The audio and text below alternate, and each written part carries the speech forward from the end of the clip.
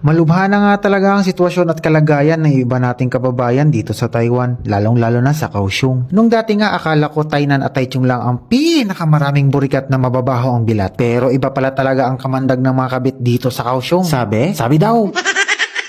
Dahil ang mga kabit dito, tamang gusto, aray ko.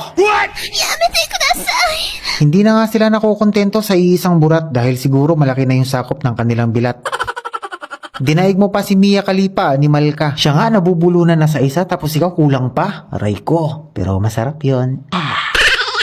Ano ba kasi talaga nakukuha nyo sa pagiging kabit? Ang sarap nyong hatawin ng silya. Kung ayaw nyo ng matinong buhay, huwag kayong manira ng pamilya. Wow, nagsalita ang hindi kabit.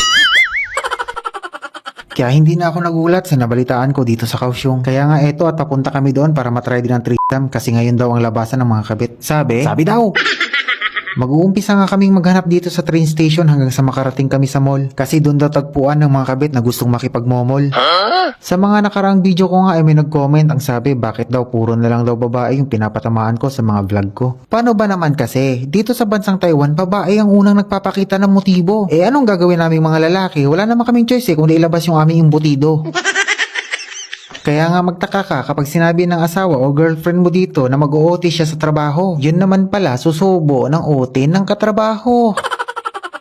Kaya ikaw na nasa Pinas dapat kang mapanuri dahil may asawa o girlfriend kang Makati ang poke. Kaya kung meron kang asawa na nagbabalak na mag-apply dito sa Taiwan, simulan mo nang mag-move on. Dahil pagdating dito, katrabaho na ang babaon.